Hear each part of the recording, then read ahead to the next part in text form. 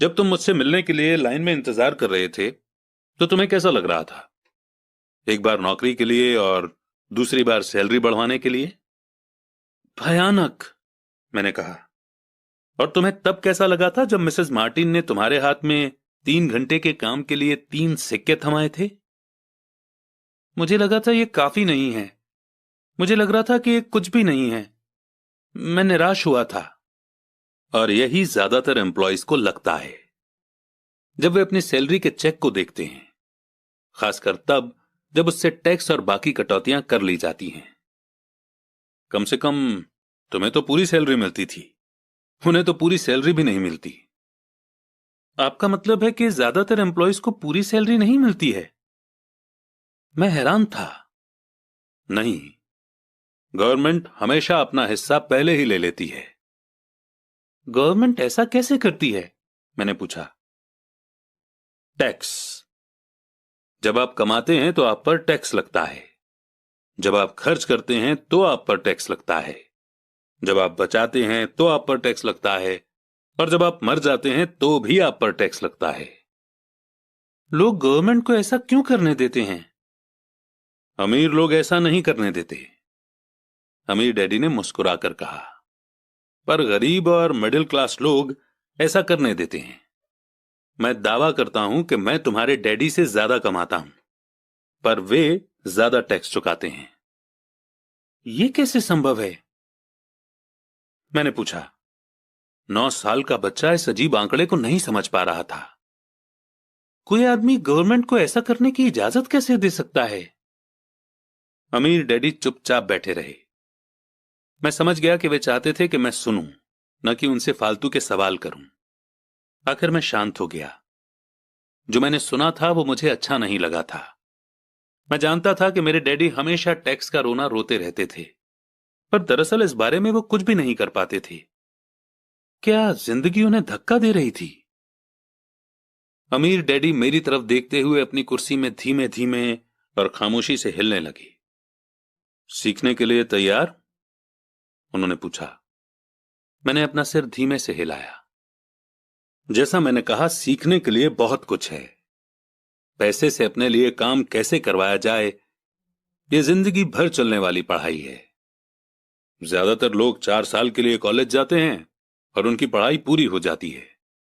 मैं पहले से ही जानता हूं कि मेरी पैसों से जुड़ी हुई पढ़ाई जीवन भर चलेगी, और इसकी वजह यह है कि मैं जितना ज्यादा जान लेता हूं, उससे भी ज्यादा जानने की मेरी इच्छा बढ़ती चली जाती है। ज्यादातर लोग इस सब्जेक्ट को कभी नहीं पढ़ते। वे नौकरी पर जाते हैं, अपनी सैलरी लेते हैं, अपनी चेकबुक को बैलेंस करते हैं और बात खत्म हो जाती है। इसके बाद भी उन्हें अचरज होता है कि उनके जीवन में पैसे की समस्याएं क्यों हैं। फिर वे सोचते हैं कि ज्यादा पैसों से उनकी समस्या हल हो जाएगी। बहुत कम लोगों को यह एहसास होता है कि असली समस्या पैसों से जुड़ी एजुकेशन या नॉलेज की है। तो मेरे डैडी को टैक्स की समस्या इसलिए है क्योंकि उनमें पैसों की समझ नहीं है? मैंने बेचैन होकर पूछा। देखो, पैसे से अपने लिए काम कैसे करवाया जाए, टैक्स तो उस एजुकेशन का सिर्फ एक हिस्सा है। आज तो मैं सिर्फ यह देखना चाहता था कि तुम में अब भी पैसे के बारे में सीखने की गहरी इच्छा बची है या नहीं। ज्यादातर लोगों में सीखने की गहरी इच्छा नहीं होती। वे स्कूल जाना चाहते हैं, कोई बिजनेस सीखना चाहते हैं, अपनी नौकरी में मजे करना चाहते हैं और ढेर सारा पैसा कमाना चाहते हैं। एक दिन वे तब जागते हैं जब उनके सामने पैसे की समस्या आ जाती है, और तब वे काम करना बंद नहीं कर सकते। पैसे के लिए काम करने की यही कीमत होती है, और उन्हें यह कीमत चुकानी ही पड़ती है। अगर वे पैसे से अपने लिए काम करवाना सीख लेते तो उनके सामने यह समस्या कभी नहीं आती। तो तुम में अब भी सीखने की, जानने की इच्छा है? अमीर डैडी ने पूछा। मैंने हामी में सिर हिलाया। अच्छा, अब काम पर वापस जाओ और इस बार मैं तुम्हें बिल्कुल सैलरी नहीं दूंगा। क्या? मैंने हैरान होकर पूछा। तुमने सही सुना है, सैलरी बंद। तुम हर शनिवार 3 घंटे उसी तरह काम करोगे, पर इस बार तुम्हें 10 सेंट हर घंटे के हिसाब से सैलरी नहीं मिलेगी। तुम्ही ने तो कहा कि तुम पैसे के लिए काम करना नहीं सीखना चाहते, इसलिए मैं बदले में तुम्हें कुछ भी नहीं दूंगा। मुझे अपने सुने हुए शब्दों पर भरोसा नहीं हो रहा था। मैंने माइक से पहले ही बात कर ली है। वो पहले से ही काम कर रहा है, मुफ्त में डिब्बों की सफाई कर रहा है और उन्हें करीने से जमा रहा है। अब तुम भी जल्दी से जाकर काम में जुट जाओ। ये ठीक नहीं है, मैं चिल्लाया। आपको कुछ न कुछ सैलरी तो देनी चाहिए। तुमने कहा था कि तुम सीखना चाहते हो। अगर तुम इस बात को अभी नहीं सीख पाओगे तो तुम भी उन्हीं दो औरतों और बूढ़े आदमी की तरह बन जाओगे जो मेरे लिविंग रूम में बैठे थे। ये लोग पैसे के लिए काम करते हैं और डरते हैं कि मैं उन्हें नौकरी से न निकाल दूं। या तुम अपने डैडी की तरह बन जाओगे जो पैसा तो बहुत कमाते हैं पर गले तक कर्ज में डूबे रहते हैं। शायद उन्हें यह उम्मीद रहती है कि ज्यादा पैसे से उनकी समस्या सुलझ जाएगी। अगर तुम यही चाहते हो तो मैं एक बार फिर 10 सेंट के अपने पुराने वादे पर लौटने के लिए तैयार हूं। या तुम वो कर सकते हो जो ज्यादातर लोग करते हैं, इस बारे में शिकायत करो कि सैलरी बहुत कम है और तुम ये नौकरी छोड़कर दूसरी नौकरी की तलाश शुरू कर दो। मेरी समझ में नहीं आ रहा है कि मैं क्या करूं, मैंने पूछा। अमीर डैडी ने अपने सिर पर उंगली रखी। इसका इस्तेमाल करो। अगर तुम इसका सही इस्तेमाल करोगे तो तुम मुझे जल्द ही इस बात के लिए धन्यवाद दोगे कि मैंने तुम्हें मौका दिया और एक दिन तुम बहुत अमीर आदमी बन जाओगे। मैं वहां यह सोचते हुए खड़ा था कि मुझे कितना घटिया ऑप्शन दिया जा रहा है। मैं यहां अपनी सैलरी बढ़वाने आया था और अब मुझे मुफ्त में काम करने के लिए कहा जा रहा है। अमीर डैडी ने एक बार फिर अपनी उंगली को सिर पर रखा और कहा कि इसका इस्तेमाल करो। अब यहां से जाओ और अपने काम में जुट जाओ। तो सबक एक, अमीर लोग पैसे के लिए काम नहीं करते। मैंने अपने गरीब डैडी को यह नहीं बताया कि अब मैं मुफ्त में काम कर रहा हूं। उन्हें यह समझ में नहीं आता। मैं उन्हें इसकी वजह ठीक से इसलिए नहीं समझा सकता था क्योंकि मैं खुद भी इसे ठीक से नहीं समझ पाया था। अगले 3 हफ्ते माइक और मैं 3 घंटे तक हर शनिवार को काम करते रहे, मुफ्त में। काम बहुत परेशानी वाला नहीं था और वक्त गुजरने के साथ साथ ये ज्यादा आसान होता जा रहा था। मुझे अफसोस था तो बस अपने छूटे हुए बेसबॉल गेम्स और कॉमिक्स का। अब मैं उनका मजा नहीं ले सकता था। तीसरे हफ्ते दोपहर में अमीर डैडी आए। हमने उनके ट्रक के पार्किंग में आने की आवाज सुनी। वे स्टोर में घुसे और उन्होंने मिसेस मार्टिन को गले लगाकर हेलो कहा। स्टोर में क्या चल रहा है यह जानने के बाद वे आइसक्रीम फ्रीजर के पास गए। उसमें से 2 आइसक्रीम निकाली, उनका दाम चुकाया और इसके बाद मेरी और माइक की तरफ इशारा करके कहा, चलो घूमने चलते हैं। हम सड़क के पार गए, कुछ कारों को चकमा दिया और एक बड़े घास के मैदान में टहलने लगे जहां कुछ बड़े लोग सॉफ्ट बॉल खेल रहे थे। दूर की पिकनिक टेबल पर बैठकर उन्होंने माइक और मुझे आइसक्रीम दी। कैसा चल रहा है? बढ़िया, माइक ने कहा। मैंने सहमति में सिर हिलाया। कुछ और सीखा? अमीर डैडी ने पूछा। माइक और मैंने एक दूसरे की तरफ देखा, अपने कंधे उचकाए और अपने सिर को नामे एक साथ हिलाया। और अब जो हम सबक सीखने वाले थे वो ये था, जिंदगी के सबसे बड़े जाल से बचना। अच्छा ये होगा कि तुम बचपन से ही ये सोचना शुरू कर दो। तुम अब जिंदगी के सबसे बड़े सबक को देख रहे हो। अगर तुम इस सबक को सीख लेते हो तो तुम बहुत ज्यादा आजादी और सुरक्षा भरी जिंदगी का सुख ले सकते हो। अगर तुम ये सबक नहीं सीख पाते हो तो तुम भी मिसेस मार्टिन और इस पार्क में खेल रहे ज्यादातर लोगों की तरह ही बन जाओगे। वे बहुत ज्यादा मेहनत करते हैं पर उसके बदले में उन्हें बहुत कम पैसे मिलते हैं। वे नौकरी की सुरक्षा के मोह में फंसे रहते हैं। हर साल मिलने वाली 3 हफ्ते की छुट्टियों और 45 साल तक काम करते रहने के बाद मिलने वाली थोड़ी सी पेंशन का सपना देखते रहते हैं। अगर इस तरह की जिंदगी जीने में तुम्हें सुख मिलता है तो मैं तुम्हारी सैलरी बढ़ाकर 25 सेंट हर घंटा कर सकता हूं। पर ये लोग अच्छे लोग हैं और मेहनती भी हैं, फिर आप उनका मजाक क्यों उड़ा रहे हैं? मैंने पूछा। अमीर डैडी के चेहरे पर मुस्कान आ गई। मिसेस मार्टिन मेरे लिए मेरी मां जैसी हैं। मैं इतना कठोर नहीं हो सकता कि उनका मजाक उड़ाऊं। यह कठोर लगता जरूर है क्योंकि मैं तुम दोनों के सामने सिचुएशन साफ करना चाहता हूं, और वो भी आसान शब्दों में। मैं तुम्हारे नजरिए को बड़ा करना चाहता हूं ताकि तुम कुछ आगे भी देख सको। दूर तक देख सको। ज्यादातर लोगों को आगे देखने का फायदा कई बार सिर्फ इसलिए नहीं मिलता क्योंकि उनके देखने का दायरा बहुत छोटा होता है। ज्यादातर लोग जिस जाल में फंसे हुए हैं वे उसे देख ही नहीं पाते। माइक और मैं वहां पर सोचते हुए बैठे रहे, क्योंकि हम उनकी बातों का मतलब पूरी तरह से नहीं समझ सके थे। उनकी बातें सुनने में कठोर और कड़वी लग रही थी, पर हम ये भी जानते थे कि वे हमें कुछ सिखाने की काफी कोशिश कर रहे थे। मुस्कुराहट के साथ अमीर डैडी ने कहा, क्या 25 सेंट हर घंटे का ऑफर अच्छा नहीं लगा? क्या इससे दिल की धड़कन तेज नहीं हुई? मैंने अपना सिर ना में हिलाया, जबकि असल में ऐसा ही हुआ था। 1 घंटे काम के बदले 25 सेंट मेरे हिसाब से बहुत बढ़िया सौदा था। अच्छा, मैं तुम्हें 1 घंटे के $1 दूंगा, अमीर डैडी ने शरारत भरी मुस्कान के साथ कहा। अब मेरा दिल तूफान मेल की तरह दौड़ रहा था। मेरा दिमाग चीख चीख कर कह रहा था कि इनकी बात मान लो, मान लो। मुझे अपने कानों पर भरोसा नहीं हो रहा था, पर फिर भी मैं चुप रहा। अच्छा, $2 हर घंटे के? मुझे ऐसा लगा जैसे मेरे छोटे से 9 साल के पुराने दिमाग में किसी ने बम फोड़ दिया हो।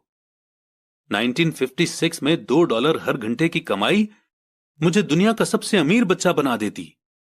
मैं इतना सारा पैसा कमाने की कल्पना भी नहीं कर सकता था। मैं हां कहना चाहता था। मैं सौदा पक्का करना चाहता था। मुझे नई साइकिल दिख रही थी, नए बेसबॉल के ग्लव्स दिख रहे थे। मेरे पास कड़क नोट देखकर मेरे दोस्तों की जलन और तारीफ भी मुझे साफ दिख रही थी। सबसे बड़ी बात तो यह थी कि जिम्मी और उसके अमीर दोस्त मुझे फिर कभी गरीब नहीं कह सकते थे। पर किसी वजह से मैं खामोश खड़ा रहा।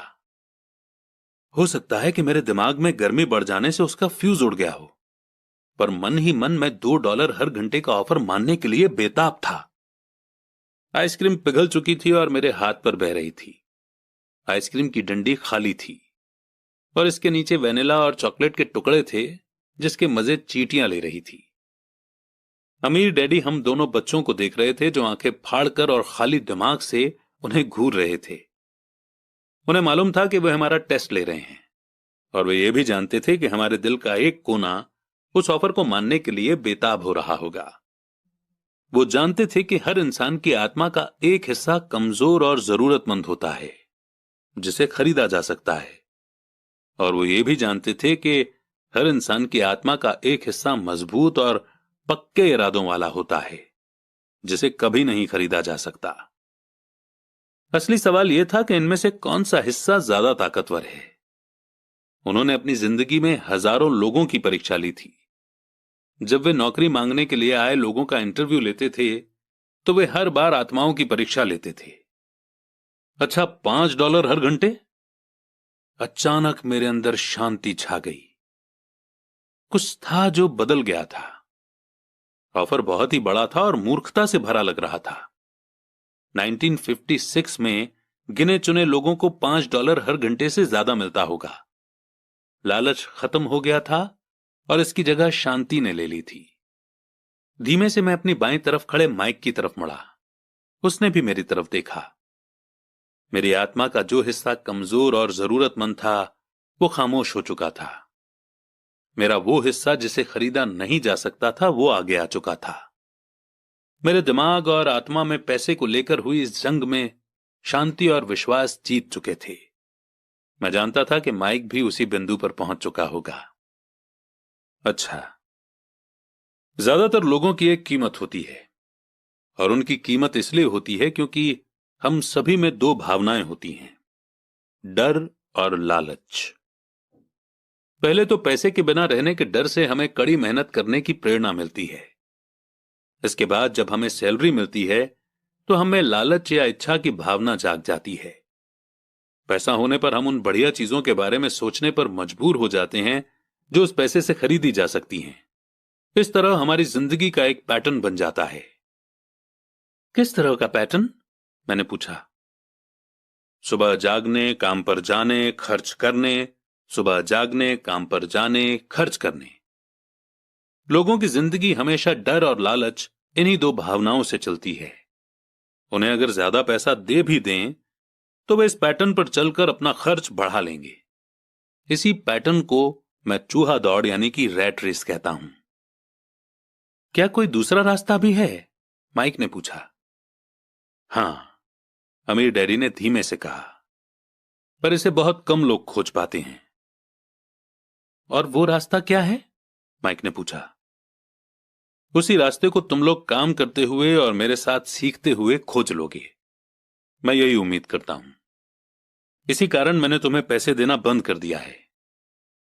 पर इस बारे में कोई हिंट तो दीजिए, माइक ने कहा। हम लोग मेहनत से काम करते करते थक चुके हैं, खासकर तब जब इसके बदले में हमें कुछ नहीं मिल रहा है। पहला कदम तो यह है कि तुम लोग सच बोलो, अमीर डैडी ने कहा। हम लोग झूठ नहीं बोल रहे हैं, मैंने कहा। मैंने कब कहा कि तुम लोग झूठ बोल रहे हो? मैं तो यह कह रहा हूं कि सच्ची बात कह देनी चाहिए, अमीर डैडी ने जवाब दिया। किस बारे में? मैंने पूछा। इस बारे में कि तुम लोगों को कैसा लग रहा है। तुम्हें यह किसी और से कहने की जरूरत नहीं है, सिर्फ अपने आप से सच बोलो। आपके कहने का मतलब यह है कि इस पार्क में मौजूद आपके लिए काम करने वाले लोग, मिसेस मार्टिन, ये सब लोग ऐसा नहीं करते? मुझे ऐसा ही लगता है। इसके बजाय उन्हें हमेशा पैसा नहीं होने का डर सताता रहता है। उस डर का सामना करने के बजाय, सोचने के बजाय, ये लोग सिर्फ रिएक्ट करते रहते हैं। इस दौरान वे दिल से काम लेते हैं, दिमाग से नहीं। अमीर डैडी ने अपने सिर पर उंगली ठोकते हुए कहा। फिर उनके हाथ में कुछ पैसे आ जाते हैं और उनमें खुशी, इच्छा और लालच की भावनाएं जाग जाती हैं।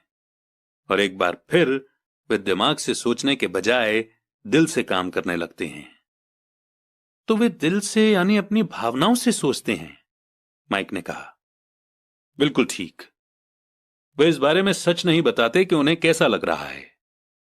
वे अपनी भावना से काम करते हैं और दिमाग से सोचने का कष्ट नहीं उठाते। उन्हें डर लगता है कि वे नौकरी करने जाते हैं और आशा करते हैं कि ज्यादा पैसा आने से उनका डर दूर हो जाएगा, पर ऐसा नहीं होता है। वही पुराना डर उन्हें फिर से सताने लगता है। वे फिर से नौकरी करने जाते हैं और फिर आशा करते हैं कि पैसा उनके डर को कम कर देगा, पर ऐसा नहीं होता। डर के कारण ही वे नौकरी के जाल में फंसे रहते हैं। पैसा कमाते हैं, काम करते हैं, पैसा कमाते हैं और आशा करते हैं कि डर से उनका पीछा छूट जाएगा। पर हर रोज जब वे उठते हैं तो उनका पुराना डर भी उनके साथ उठता है। वही पुराना डर करोड़ों लोगों को रात भर जगाता है और उनकी रात बहुत चिंता और परेशानी में गुजरती है। इसलिए वो उठते हैं, काम पर जाते हैं और यह आशा करते हैं कि सैलरी के चेक से उनके दिल को कुतरने वाले इस डर को वे मौत के घाट उतार देंगे। सच बात तो यह है कि पैसा उनकी जिंदगी को चला रहा है, पर वे इस बारे में कभी सच नहीं बोलते हैं। पैसे ने उनकी भावनाओं पर कब्जा कर लिया है और उनकी आत्माओं पर भी। ये कहकर अमीर डैडी खामोश हो गए ताकि उनके शब्दों में छुपा संदेश हमारे अंदर चला जाए। माइक और मैंने उनकी बातें सुनी थीं, पर हम उनका मतलब पूरी तरह से नहीं समझ पाए थे। मुझे अक्सर यह हैरानी होती थी कि लोगों को ऑफिस जाने की इतनी जल्दी क्यों होती है। उन्हें अपनी नौकरी में खास मजा नहीं आता था और वे कभी खुश भी नहीं दिखते थे। फिर क्या वजह थी जो उन्हें जल्दी ऑफिस जाने के लिए मोटिवेट करती थी? जब अमीर डैडी ने देख लिया कि हम जितना समझ सकते थे हमने उतना समझ लिया है, तो उन्होंने आगे कहा, मैं ये चाहता हूं कि तुम लोग इस जाल से बचो। दरअसल मैं तुम्हें यही सिखाना चाहता हूं। मेरा मकसद तुम्हें सिर्फ अमीर बनना सिखाना नहीं है, क्योंकि अमीर बनने से समस्या नहीं सुलझेगी। अमीर बनने से समस्या नहीं सुलझेगी? मैंने आश्चर्य से पूछा। बिल्कुल नहीं। मुझे दूसरी भावना, इच्छा के बारे में अपनी बात पूरी करने दो। कुछ लोग इसे लालच कहते हैं, पर मैं इसे इच्छा कहना ज्यादा पसंद करता हूं। यह बुरा नहीं है कि हम किसी बेहतर, ज्यादा सुंदर, ज्यादा सुखद या रोमांचक चीज की इच्छा रखें। लोग इच्छा होने की वजह से भी पैसे के लिए काम करते हैं। उन्हें सुख के लिए भी पैसों की जरूरत होती है, क्योंकि वे मानते हैं कि पैसे से सुख खरीदा जा सकता है। पर पैसा जो खुशी देता है वो अक्सर पल भर की होती है। उन्हें ज्यादा खुशी, ज्यादा आनंद, ज्यादा आराम या ज्यादा सुरक्षा हासिल करने के लिए और ज्यादा पैसे की जरूरत होती है। इसीलिए वे काम करते रहते हैं और ये सोचते रहते हैं कि पैसा डर और लालच से परेशान उनकी आत्माओं को शांत कर देगा। पर पैसा ये काम नहीं कर सकता। अमीर होने के बाद भी नहीं? माइक ने पूछा। हां, अमीर होने के बाद भी नहीं। दरअसल बहुत से अमीर लोग इच्छा के कारण नहीं बल्कि डर के कारण अमीर होते हैं। वे सचमुच सोचते हैं कि दौलत हो तो पैसे न होने का डर, गरीब होने का डर खत्म हो जाता है। इसीलिए वे ढेर सारी दौलत जमा कर लेते हैं और तब जाकर उन्हें पता चलता है कि उनका डर और भी बढ़ गया है। उन्हें अब इसके खोने की चिंता सताने लगती है। मैं ऐसे दोस्तों को जानता हूं जो बहुत सा पैसा होने के बाद भी काम में जुटे रहते हैं। मैं ऐसे लोगों को भी जानता हूं जिनके पास आज करोड़ों की दौलत है, पर वे आज उससे भी ज्यादा चिंतित और परेशान हैं जितने वे अपने गरीबी के दिनों में थे। उन्हें इस बात का डर है कि वे अपनी सारी दौलत खो देंगे। अमीर बनने से पहले जो डर उन्हें सता रहे थे वे अमीर होने के बाद और भी बढ़ गए हैं। दरअसल उनकी आत्मा का कमजोर और जरूरतमंद हिस्सा अब और तेजी से चीख रहा है। वे अपने आलीशान बंगलों, शानदार कारों और उस ऐशो आराम की जिंदगी को नहीं खोना चाहते जो पैसे से खरीदी गई हैं। वे इसी चिंता में घुलते रहते हैं कि अगर वे कंगाल हो गए तो उनके दोस्त क्या कहेंगे। इसी चिंता की वजह से कई लोग तो न्यूरोटिक और फ्रस्ट्रेट हो चुके हैं। हालांकि वे अमीर दिखते हैं और उनके पास पहले से ज्यादा पैसा है। तो क्या गरीब आदमी ज्यादा सुखी होता है? मैंने पूछा। नहीं, मेरे हिसाब से तो नहीं होता। पैसे से दूर रहना भी उतना ही बड़ा पागलपन है जितना कि उसके पीछे भागना। उसी समय कस्बे का एक पागल आदमी हमारी मेज के पास से गुजरा और कूड़ेदान के पास रुककर उसमें कुछ ढूंढने लगा, जैसे उसे किसी ने समझाकर भेजा हो। चर्चा के इस मोड़ पर हम तीनों उसकी हरकतों को दिलचस्पी के साथ देख रहे थे, जबकि इससे पहले हमने उसे नजरअंदाज कर दिया होता। अमीर डैडी ने अपने पर्स में से $1 निकाला और उस पागल बूढ़े को अपने पास आने का इशारा किया। पैसा देखते ही वो तुरंत चला आया। उसने पैसे लिए और अमीर डैडी को ढेर सारी दुआएं दी और अपनी अच्छी किस्मत पर खुश होकर वो जल्दी से चला गया। इसमें और मेरे ज्यादातर एम्प्लॉयज में बहुत फर्क नहीं है। मैं ऐसे बहुत से लोगों से मिला हूं जो कहते हैं, अरे मुझे पैसे में कोई रुचि नहीं है, फिर भी वे हर रोज 8 घंटे की नौकरी पर जाते हैं। ये तो सच्चाई को नकारना है। अगर उन्हें पैसे में रुचि नहीं है तो वे नौकरी पर क्यों जाते हैं? इस तरह की सोच पागलपन की सोच है। उस कंजूसी भरी सोच से भी ज्यादा पागलपन की जिसमें कोई आदमी पैसे पर कुंडली मारकर बैठ जाता है। जब मैं वहां अपने अमीर डैडी की बात सुन रहा था तब मेरे दिमाग में यह ख्याल आ रहा था कि मेरे गरीब डैडी 1000 बार यह कह चुके थे कि मुझे पैसों में कोई रुचि नहीं है। वे ऐसा अक्सर कहा करते थे। वे खुद की असली भावनाओं को छुपाने के लिए हमेशा यह भी कहा करते थे कि मैं इसलिए काम करता हूं क्योंकि मुझे अपना काम बहुत पसंद है। तो हमें क्या करना चाहिए? यही कि हम पैसे के लिए काम नहीं करें जब तक कि हमारे मन से डर और लालच की भावनाएं पूरी तरह से न निकल जाएं। नहीं, उसमें तो बहुत सा समय बर्बाद हो जाएगा। भावनाओं के कारण ही तो हम इंसान हैं। इन्हीं के कारण हमारी हस्ती है। भावना शब्द का मतलब है चलायमान ऊर्जा, यानी कि मूविंग एनर्जी। अपनी भावनाओं के बारे में ईमानदार रहो। अपने दिमाग और अपनी भावनाओं का इस्तेमाल अपने सपोर्ट में करो, न कि अपने विरोध में, यानी कि न कि अपने अगेंस्ट। आहा, माइक ने कहा। अगर तुम्हें मेरी बात समझ में नहीं आई हो तो इस बारे में चिंता मत करो। आगे आने वाले सालों में तुम्हें इसका मतलब समझ में आ जाएगा। अपनी भावनाओं पर रिएक्ट करने के बजाय उन्हें एनालाइज करने की कोशिश करो। ज्यादातर लोग ये नहीं जानते कि वे अपने दिमाग से सोचने के बजाय अपने दिल की भावनाओं से सोचते हैं। आपकी भावनाएं तो आपकी रहेंगी ही, पर आपको अपने दिमाग से सोचना भी आना चाहिए, क्योंकि दिमाग को सोचने के लिए ही बनाया गया है। क्या आप मुझे इसका कोई एग्जाम्पल दे सकते हैं? मैंने पूछा। क्यों नहीं।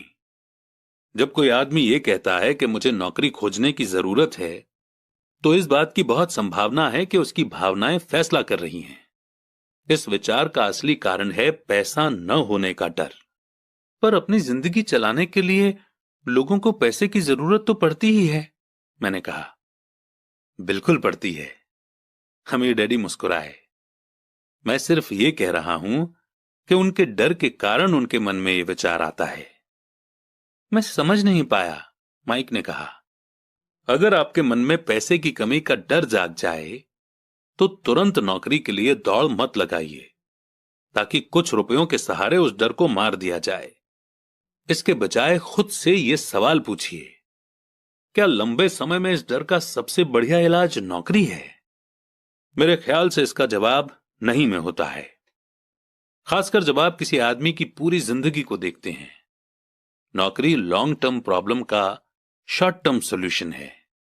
पर मेरे डैडी हमेशा कहा करते हैं, स्कूल में पढ़ो, अच्छे नंबर लाओ, ताकि तुम्हें एक सुरक्षित और अच्छी नौकरी मिल सके। मैंने हड़बड़ी में बोल ही दिया। हाँ, मैं समझ सकता हूं कि वे ऐसा क्यों कहते हैं।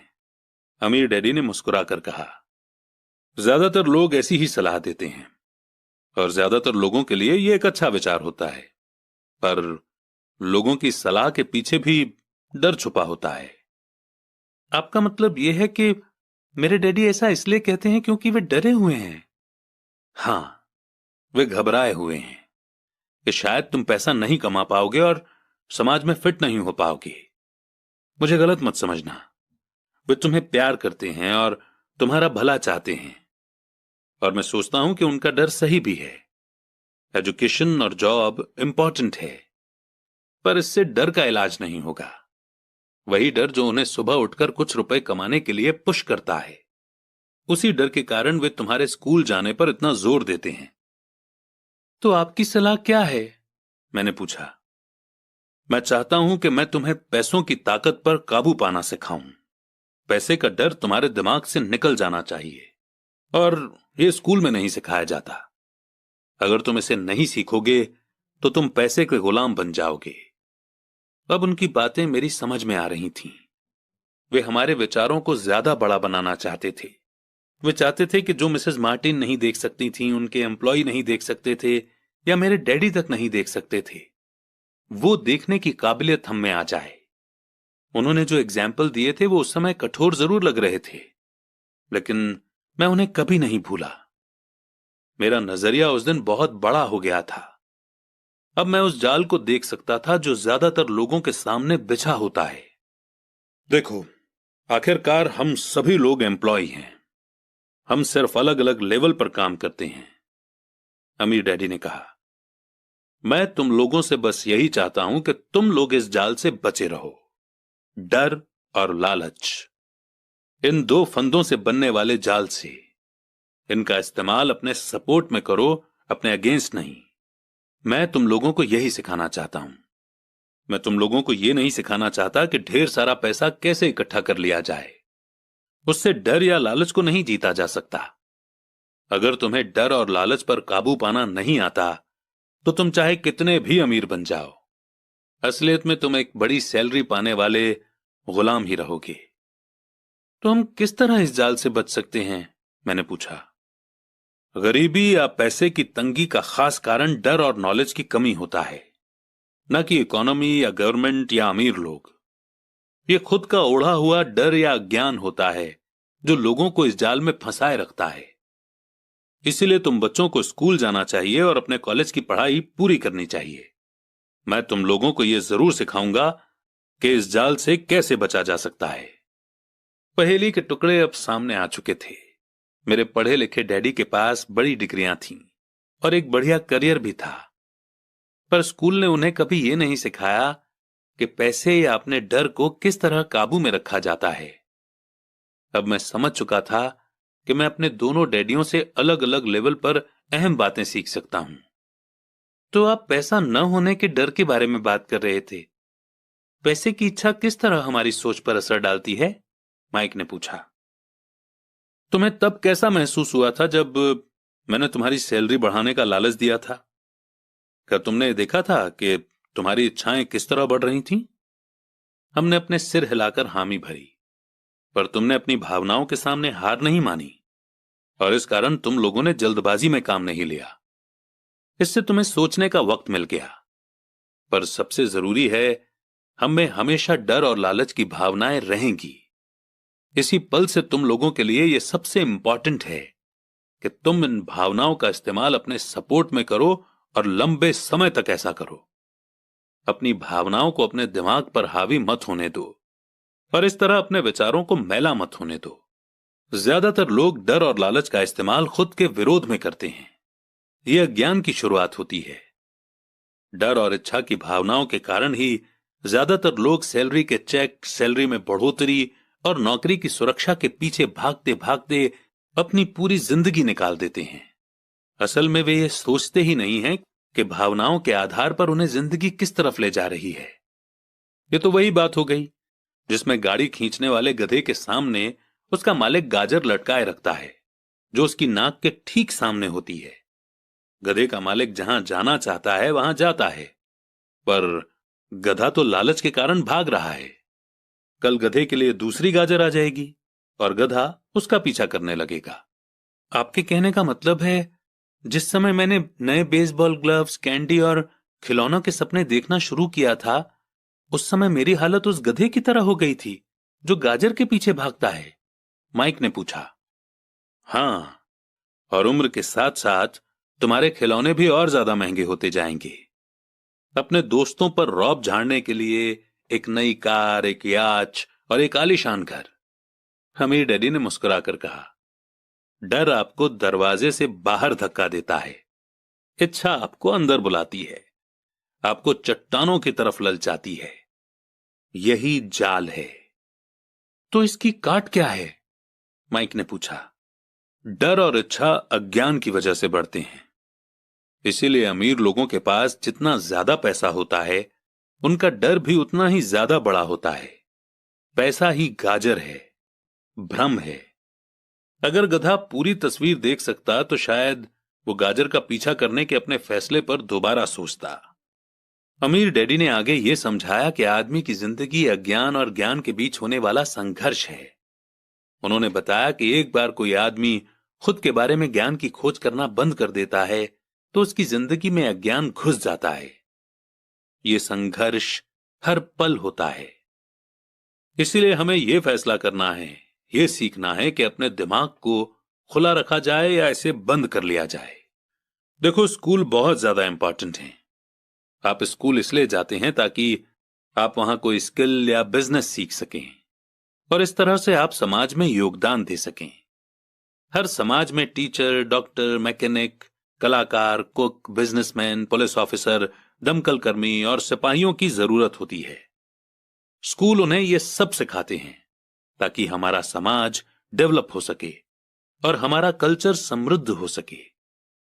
दुर्भाग्य से लोगों के लिए स्कूल एजुकेशन का अंत होता है, शुरुआत नहीं। एक लंबी खामोशी छाई रही। अमीर डैडी मुस्कुरा रहे थे। उस दिन उन्होंने जो कहा था वो मैं पूरी तरह से नहीं समझ पाया था, पर ज्यादातर महान टीचर्स के शब्द सालों तक हमें सिखाते रहते हैं। उनके शब्द इसी तरह से आज भी मेरे साथ हैं। मैं आज थोड़ा कठोर हुआ। एक वजह से कठोर हुआ। मैं चाहता था कि तुम लोगों को आज की ये चर्चा हमेशा याद रहे। मैं चाहता हूं कि तुम लोग हमेशा मिसेस मार्टिन के बारे में सोचो। मैं चाहता हूं कि तुम लोग हमेशा उस गधे के बारे में सोचो। इन्हें कभी मत भूलना। अगर तुमने अपनी समझदारी से उन्हें काबू में नहीं किया तो डर और लालच की तुम्हारी दोनों भावनाएं तुम्हें जिंदगी के सबसे बड़े जाल में फंसा सकती हैं। अपनी जिंदगी को डरते डरते गुजारना, अपने सपनों को पूरा न करना निर्दयता है। यह भी निर्दयता है कि पैसे के लिए कड़ी मेहनत की जाए और यह सोचा जाए कि पैसे से खरीदी चीजें सुख दे सकती हैं।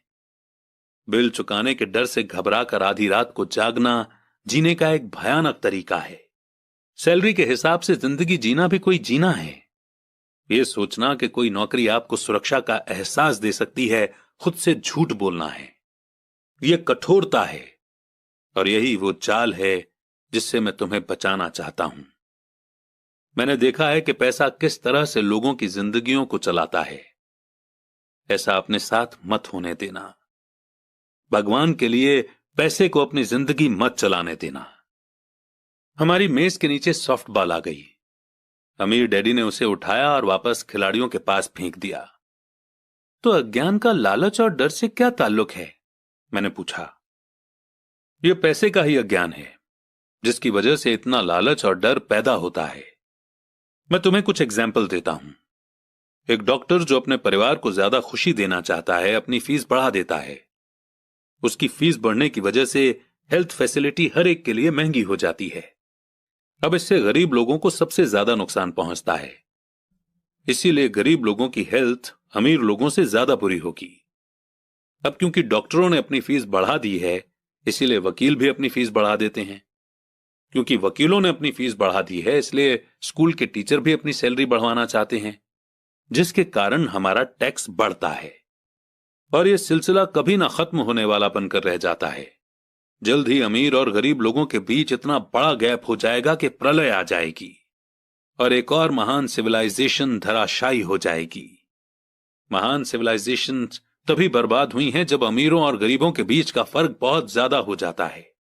अमेरिका भी उसी रास्ते पर चल रहा है और इससे यह साबित होता है कि हिस्ट्री अपने आप को दोहराती है। और क्योंकि हम इतिहास से कुछ नहीं सीखते हैं, हम सिर्फ हिस्टोरिकल तारीखें और नाम रटते हैं और उनके सबक को भूल जाते हैं। क्या कीमतें नहीं बढ़नी चाहिए? मैंने पूछा। अच्छी तरह से चल रही गवर्नमेंट और एक पढ़े लिखे समाज में तो नहीं। कीमतें दरअसल कम होनी चाहिए। जाहिर है कि ऐसा सिर्फ थ्योरी में हो सकता है। कीमतें अज्ञान से पैदा हुए लालच और डर के कारण बढ़ती हैं। अगर स्कूलों में पैसों के बारे में सिखा दिया जाता तो लोगों के पास ज्यादा पैसा होता और मार्केट की कीमतें भी कम होती। पर स्कूलों में सिर्फ पैसे के लिए काम करना सिखाया जाता है, पैसे की ताकत का इस्तेमाल नहीं सिखाया जाता। पर हमारे यहां बिजनेस स्कूल भी हैं, माइक ने पूछा। क्या आप मुझे अपनी मास्टर्स डिग्री के लिए बिजनेस स्कूल जाने के लिए पुश नहीं कर रहे हैं? हां, पर अक्सर ऐसा होता है कि बिजनेस स्कूल ऐसे एम्प्लॉयज को ट्रेन करते हैं जो सोफिस्टिकेटेड या पॉलिश्ड बीन काउंटर्स होते हैं। भगवान ही मालिक है जब कोई बीन काउंटर बिजनेस संभाल ले। वे सिर्फ नंबर को देखते हैं, लोगों को निकालते हैं और बिजनेस का गला घोंट देते हैं। मैं जानता हूं क्योंकि मैं बीन काउंटर से डील करता हूं। वे सिर्फ इतना ही सोचते हैं कि कॉस्ट को कम कैसे किया जाए और प्राइस कैसे बढ़ाई जाए, जिससे बहुत सी प्रॉब्लम पैदा हो जाती है। बीन काउंटिंग की भी इंपॉर्टेंस है। मैं सोचता हूं कि ज्यादा लोगों को इसके बारे में जानना चाहिए, पर यह भी पूरी तस्वीर नहीं दिखाती। अमीर डैडी ने गुस्से में कहा। तो फिर क्या इसका कोई हल है? माइक ने पूछा। हां, सोचने के लिए अपनी भावनाओं का इस्तेमाल करना सीखो। अपनी भावनाओं में बहकर मत सोचो। जब तुम लोग फ्री में काम करने के लिए तैयार हो गए थे तो तुमने अपनी भावनाओं को काबू में रखना सीख लिया था। तभी मैं समझ गया था कि तुमसे उम्मीद की जा सकती है। जब मैंने तुम्हें ज्यादा सैलरी का लालच दिया तब तुमने एक बार फिर अपनी भावनाओं की बात नहीं मानी। तुम स्ट्रॉन्ग इमोशन के खिलाफ सोचना सीख रहे थे। यह पहला कदम था। यह कदम इतना इंपॉर्टेंट क्यों है? मैंने पूछा। यह तुम अपने आप जान जाओगे। अगर तुम सीखना ही चाहते हो तो मैं तुम लोगों को ब्रायर पैच में ले जाऊंगा। यह वो जगह है जिससे लोग बचते हैं।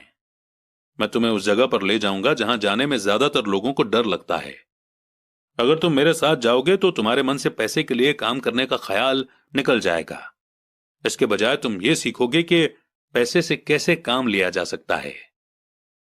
अगर हम आपसे सीखने के लिए तैयार होते हैं तो हमें क्या मिलेगा? मैंने पूछा। वही जो ब्रायर रैबिट को मिला था, अमीर डैडी ने कहा। टार बेबी से आजादी। क्या ऐसा कोई ब्रायर पैच होता है? मैंने पूछा। हां, डर और लालच ही ब्रायर पैच हैं।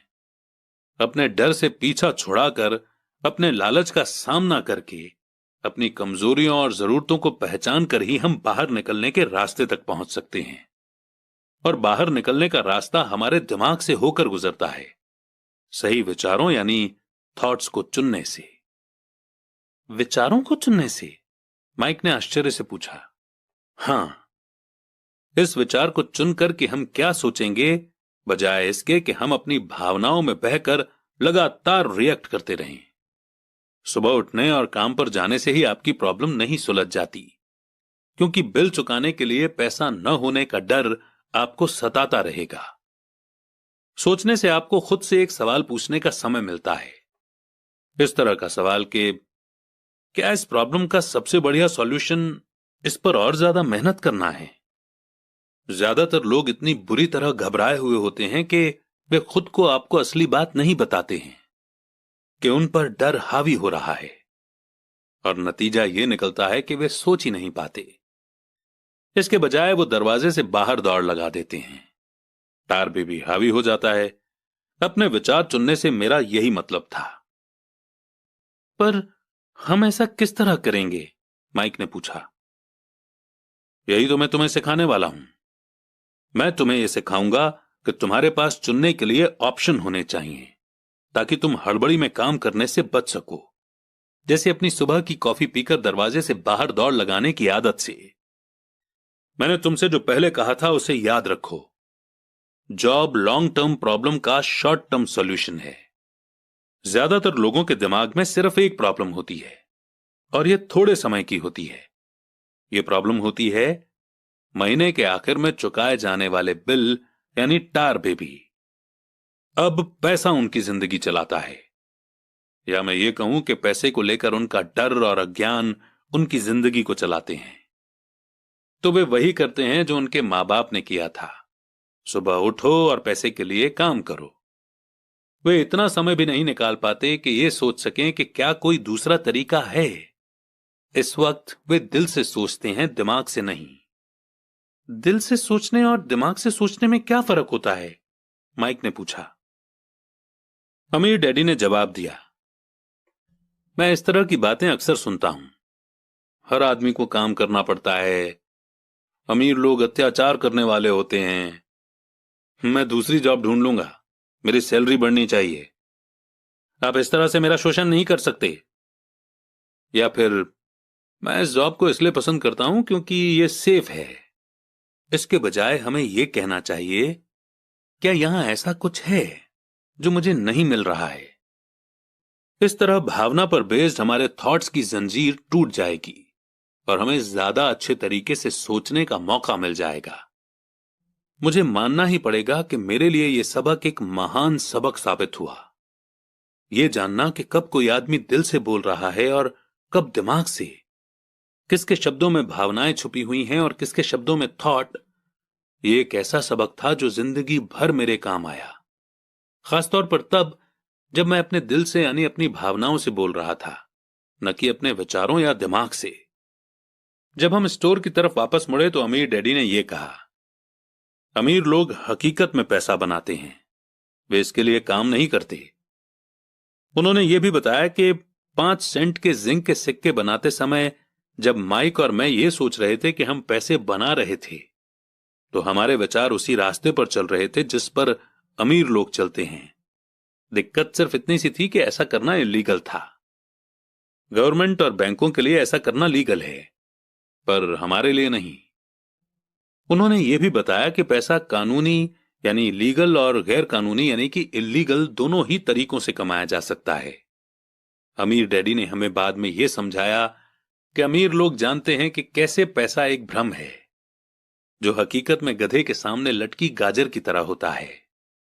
पैसों के भ्रम के कारण जो डर और लालच पैदा होता है, उसकी वजह से ही अरबों खरबों लोग ये सोचते रहते हैं कि पैसा ही असली चीज है। पैसा दरअसल एक माया जाल है। पब्लिक के अज्ञान और भरोसे के भ्रम की वजह से ही ताश के पत्तों का यह महल खड़ा रह पाता है। सच कहा जाए तो गधे की गाजर पैसों से ज्यादा कीमती है। उन्होंने अमेरिका के गोल्ड स्टैंडर्ड के बारे में भी बात की और यह बताया कि हर डॉलर का नोट असल में चांदी का सर्टिफिकेट है। उन्हें इस अफवाह से चिंता हो रही थी कि किसी दिन हम लोग गोल्ड स्टैंडर्ड को छोड़ देंगे और हमारे डॉलर चांदी के सर्टिफिकेट नहीं रहेंगे। जब ऐसा होगा बच्चों, तो कयामत आ जाएगी।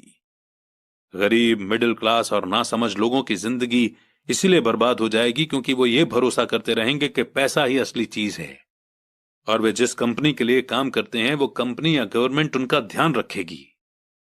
उनकी बातें उस दिन हमें समझ में नहीं आ रही थी, पर सालों बाद जाकर मुझे यह समझ में आया कि यह बड़े पते की बात थी।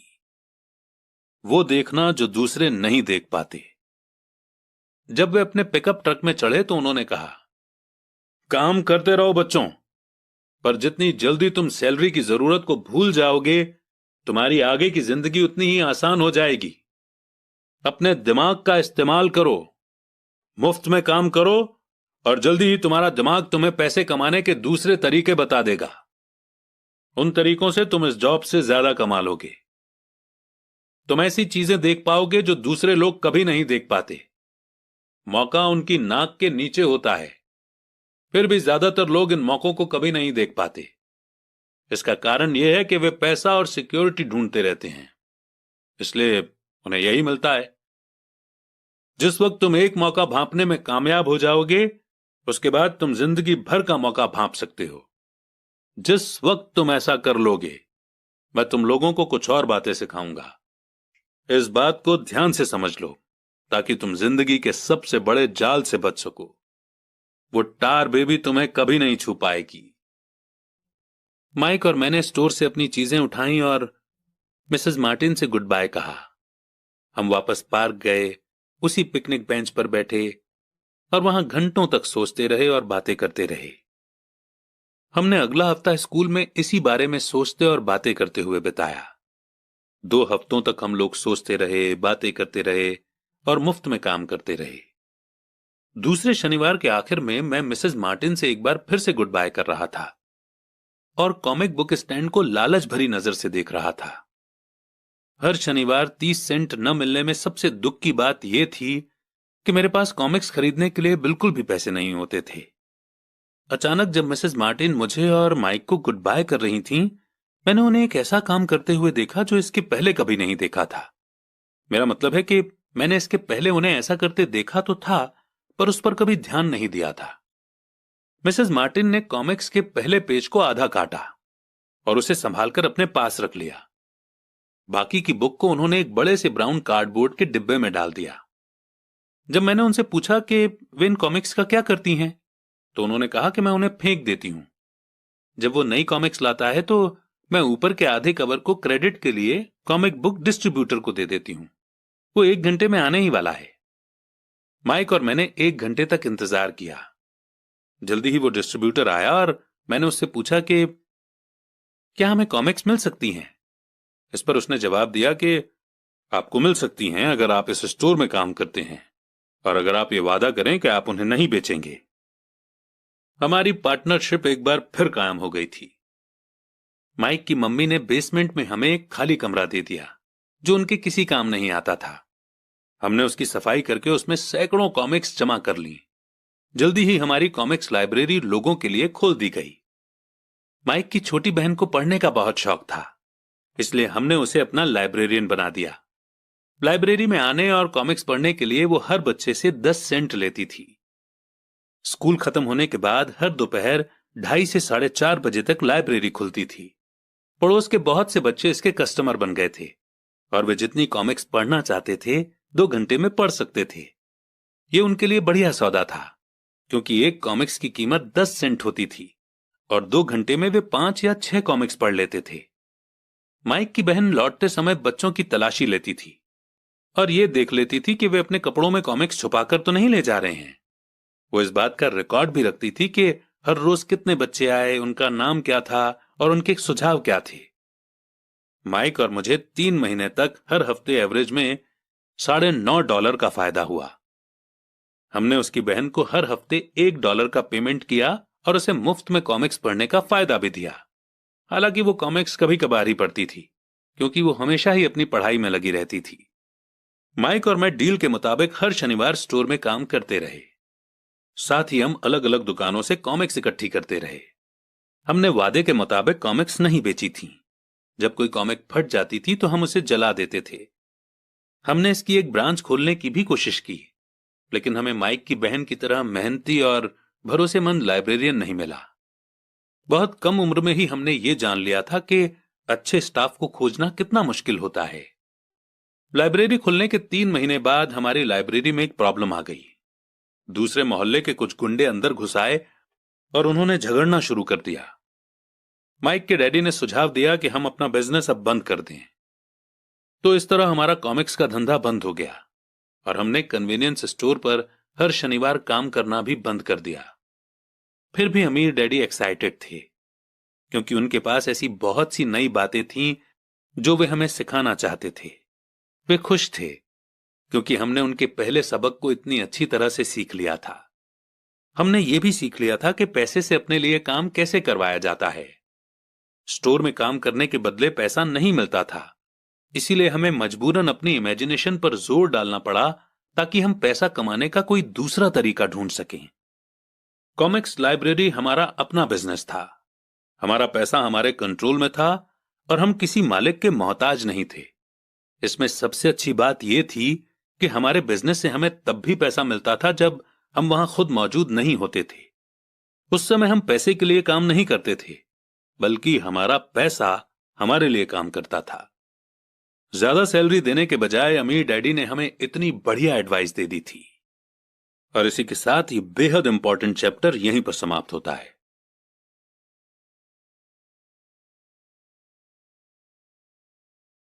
चैप्टर 3, लेसन 2, पैसे की समझ क्यों सिखाई जानी चाहिए। 1990 में मेरे सबसे अच्छे दोस्त माइक ने अपने डैडी का लंबा चौड़ा बिजनेस संभाल लिया है और उसे अपने डैडी से ज्यादा कामयाबी मिल रही है। हम एक दूसरे से साल में सिर्फ 1 या 2 बार गोल्फ कोर्स पर मिलते हैं। वो और उसकी पत्नी इतने ज्यादा अमीर है कि आप इसकी कल्पना भी नहीं कर सकते। अमीर डैडी का एम्पायर बहुत सुरक्षित हाथों में है और अब माइक अपने बेटे को उसी तरह सिखा रहा है जिस तरह से उसके डैडी ने हमें सिखाया था। 1994 में मैं 47 साल की उम्र में रिटायर हो गया और मेरी पत्नी किम उस वक्त 37 साल की थी। रिटायरमेंट का मतलब यह नहीं है कि हम काम नहीं करते या आगे काम नहीं करेंगे। इसका मतलब यह है कि जब तक हमारी लाइफ में बहुत बड़ी कोई घटना ना हो जाए तब तक हम काम करने या ना करने के लिए आजाद हैं। इसका कारण यह है कि हमारी दौलत अपने आप बढ़ती रहती है, इन्फ्लेशन की रेट से कहीं ज्यादा तेज रफ्तार से। मुझे लगता है कि आजादी इसी को कहते हैं। हमारी दौलत इतनी ज्यादा है कि यह अपने आप बढ़ सकती है। यह पेड़ लगाने की तरह है। आप सालों तक इसे पानी देते हैं और एक दिन इसे आपकी जरूरत नहीं रह जाती। इसकी जड़ें जमीन में काफी गहराई तक पहुंच जाती हैं। इसके बाद ये पैसे का पेड़ आपके सुख के लिए छाया और फल देता है। माइक ने एम्पायर चलाने का ऑप्शन चुना और मैंने रिटायर होने का। जब भी मैं लोगों से बात करता हूं तो वे अक्सर मुझसे सलाह मांगते हैं कि उन्हें क्या करना चाहिए, शुरुआत कहां से और कैसे की जाए, आपकी नजर में कौन सी बुक अच्छी रहेगी, वगैरह वगैरह। सबसे अमीर बिजनेसमैन। 1923 में हमारे सबसे महान नेता और सबसे अमीर बिजनेसमैन शिकागो में एजवाटर बीच पर इकट्ठे हुए। ये सारे लोग बहुत मशहूर थे। चार्ल्स श्वाब सबसे बड़ी स्टील कंपनी के हेड थे। सैमुअल इंसुल दुनिया की सबसे बड़ी यूटिलिटी के प्रेसिडेंट थे। हार्वर्ड हॉम्सन सबसे बड़ी गैस कंपनी के हेड थे। आइवर क्रूजर दुनिया की सबसे बड़ी कंपनियों में से एक इंटरनेशनल मैच कंपनी के प्रेसिडेंट थे। Leon Fraser bank of international settlement के प्रेसिडेंट थे। Richard Whitney New York stock exchange के हेड थे। आर्थर कॉटन और जेसी लिवरमोर 2 सबसे बड़े स्टॉक स्पेक्युलेटर थे और अल्बर्ट फॉल प्रेसिडेंट हार्डिंग के कैबिनेट में मिनिस्टर थे। लेकिन क्या आपको पता है कि 25 साल बाद इनमें से 9 लोगों का अंत इस तरह से हुआ। श्वाब 5 साल तक कर्ज में डूबे रहने के बाद गरीबी में मरे। इंसुल की मौत विदेश में दिवालियेपन की हालत में हुई, यानी ये बैंकरप्ट हो गए थे। क्रूजर और कॉटन भी गरीबी में मरे। हॉम्सन पागल हो गए। विटनी और अल्बर्ट फॉल उस समय जेल से रिहा हुए थे। फेजर और लिवरमोर आत्महत्या कर चुके थे। शायद कोई भी ठीक से यह नहीं बता सकता कि इन लोगों के साथ ऐसा क्यों हुआ। यह बात 1923 यानी कि 1923 की है। हम इतना अंदाजा तो लगा सकते हैं कि यह 1929 के मार्केट क्रैश और ग्रेट इकोनॉमिक डिप्रेशन के ठीक पहले का समय था। मंदी का इन लोगों पर बेशक बहुत ज्यादा असर हुआ होगा। देखने वाली बात यह है कि आज हम इन लोगों से ज्यादा मुश्किल समय में जी रहे हैं। बदलाव ज्यादा तेजी से हो रहे हैं और पूरी दुनिया में हो रहे हैं। मुझे लगता है कि आने वाले 25 सालों में बहुत से ऐसे उतार चढ़ाव आएंगे जो इन लोगों द्वारा झेले गए उतार चढ़ावों की तरह ही होंगे। मुझे यह चिंता है कि बहुत से लोग सिर्फ पैसे पर अपना ध्यान लगाए बैठे हैं और अपनी सबसे बड़ी दौलत पर ध्यान नहीं दे रहे हैं, जिसका नाम है नॉलेज। अगर लोग फ्लेक्सिबल होने, दिमाग खुला रखने और सीखने के लिए तैयार रहें, तो इन बदलावों के बावजूद वे बहुत अमीर बन सकते हैं। अगर लोग ये सोचेंगे कि पैसा ही उनकी प्रॉब्लम को सुलझा सकता है, तो ऐसे लोगों के लिए आने वाला समय बहुत परेशानी से भरा होगा। बुद्धि से प्रॉब्लम सॉल्व होती है और पैसा आता है। अगर आपके पास पैसे की समझ नहीं है तो पैसा चाहे आ भी जाए, पर ज्यादा देर टिकेगा नहीं। ज्यादातर लोग जिंदगी भर यह समझ नहीं पाते कि असली बात यह नहीं है कि आप कितना पैसा कमाते हैं, बल्कि यह है कि आप कितना पैसा रख पाते हैं, यानी कितना पैसा सेव कर पाते हैं। आपने पक्का लॉटरी जीतने वाले उन गरीबों की कहानियां सुनी होंगी जो अचानक से अमीर बन जाते हैं, पर कुछ समय बाद वे फिर से गरीब हो जाते हैं। ये लोग लाखों करोड़ों जीतते हैं, फिर भी वे लौट कर वहीं आ जाते हैं जहां से उन्होंने शुरुआत की थी। आपने उन प्रोफेशनल एथलीट्स की कहानियां भी पढ़ी होंगी जो 24 साल की उम्र में हर साल करोड़ों रुपए कमाते हैं और 34 साल की उम्र में उन्हें पुल के नीचे सोना पड़ता है, बेघर। आज ही के अखबार में एक नौजवान बास्केटबॉल प्लेयर की खबर छपी है जो 1 साल पहले करोड़ों का मालिक था। आज वो शिकायत करता फिर रहा है कि उसके दोस्तों, वकीलों और अकाउंटेंट्स ने उसके पैसे हड़प लिए और इसी वजह से आज उसे बहुत कम पैसों पर कार धोने का काम करना पड़ रहा है। वो सिर्फ 29 साल का है, लेकिन क्या आपको पता है कि उसे कार धोने के काम से भी निकाल दिया गया? इसकी वजह यह थी कि उसने कार साफ करते समय अपनी चैंपियनशिप रिंग उतारने से मना कर दिया था, यानी हाथों से अंगूठी निकालने से मना कर दिया था, और जिसकी वजह से कार साफ करते हुए कार में निशान पड़ते थे और इसलिए उसकी खबर न्यूज़पेपर में छप गई। वो अपने निकाले जाने का विरोध कर रहा है और कहता है कि यह भेदभाव है। अंगूठी ही तो उसकी महान जिंदगी की इकलौती निशानी है। उसका कहना है कि अगर आप उसकी अंगूठी उतरवा लेंगे तो उसके पास जिंदा रहने का कोई सहारा नहीं बचेगा और वो मर जाएगा। 1997 में मैं ऐसे बहुत से लोगों को जानता हूं जो नए नए करोड़पति बन रहे हैं। एक बार फिर यह 1920 के बूम वाले दशक की याद दिला देता है। हालांकि मैं खुश हूं कि इतने ज्यादा लोग अमीर बनते जा रहे हैं, पर मैं उन्हें चेतावनी देना चाहता हूं कि लंबे समय में यह इंपॉर्टेंट नहीं है कि आपने कितना पैसा कमाया, बल्कि इंपॉर्टेंट यह है कि आपने कितना पैसा सेव किया और आपने कितनी पीढ़ियों तक उस पैसे को सेव करके रखा। तो जब लोग मुझसे पूछते हैं कि हम किस तरह शुरू करें या मुझे बताइए कि जल्दी अमीर कैसे बना जा सकता है, तो वे मेरे जवाब से बहुत निराश होते हैं। मैं उनसे सिर्फ यही कहता हूं जो मेरे अमीर डैडी ने मुझसे बचपन में कहा था, अगर तुम अमीर बनना चाहते हो तो तुम्हारे पास पैसे की समझ होनी चाहिए। जब भी मैं अमीर डैडी से मिलता था, ये थॉट, ये विचार मेरे दिमाग में हर बार भर जाता था। जैसा मैंने कहा कि मेरे पढ़े लिखे डैडी हमेशा किताबें पढ़ने के फायदे बताते रहते थे, दूसरी तरफ मेरे अमीर डैडी फाइनेंशियल नॉलेज या पैसे की समझ डेवलप करने पर भी जोर देते थे। अगर आप एक बुर्ज खलीफा जैसी ऊंची बिल्डिंग बनाने जा रहे हैं तो सबसे पहले आपको एक गहरा गड्ढा खोदना पड़ेगा और एक मजबूत नींव यानी कि फाउंडेशन डालनी होगी। अगर आप किसी टाउन में एक घर बनाने जा रहे हैं तो आपको सिर्फ एक 6 इंच कंक्रीट का स्लैब डालना होगा। ज्यादातर लोग अमीर बनने के चक्कर में 6 इंच के स्लैब पर बुर्ज खलीफा जैसी बिल्डिंग खड़ी करना चाहते हैं। हमारा स्कूल का सिस्टम उस जमाने का है जब खेती बाड़ी यानी कि एग्रीकल्चर ही इकोनॉमी का बेस थी और ज्यादातर लोग खेती बाड़ी से ही पैसे कमाते थे। आज भी ये बिना नींव के घरों में भरोसा करता है, इसीलिए स्कूल से निकलने वाले बच्चों की कोई फाइनेंशियल फाउंडेशन नहीं होती है। एक दिन जब उन्हें नींद नहीं आती और वे कर्ज में डूब जाते हैं, वो सोचते हैं कि उनकी प्रॉब्लम अमीर होकर ही सॉल्व की जा सकती है। कुल मिलाकर सच्चाई यह है कि अगर बिना फाइनेंशियल फाउंडेशन के किसी के पास पैसा आ भी जाएगा तो वो उसे जल्दी ही लूज कर देगा। एनीवे, माइक और मेरे लिए दोनों ही ऑप्शन संभव थे, क्योंकि हमारी फाइनेंशियल फाउंडेशन मजबूत थी और पैसे की समझ हमें बचपन से ही सिखाई गई थी। देखा जाए तो अकाउंटिंग शायद दुनिया का सबसे बोरिंग सब्जेक्ट है। ये बहुत उलझन भरा सब्जेक्ट भी है, पर अगर आप लंबे समय तक अमीर बने रहना चाहते हैं तो ये सबसे इंपॉर्टेंट सब्जेक्ट भी है। सवाल यह है कि आप इस बोरिंग और उलझन भरे सब्जेक्ट को अपने बच्चे को किस तरह सिखा सकते हैं। इस सवाल का जवाब है कि हम इसे आसान बना सकते हैं। अमीर डैडी ने माइक और मेरे लिए एक मजबूत फाइनेंशियल फाउंडेशन डाली थी। क्योंकि हम छोटे बच्चे थे, इसलिए उन्होंने हमें सिखाने का एक आसान तरीका निकाला।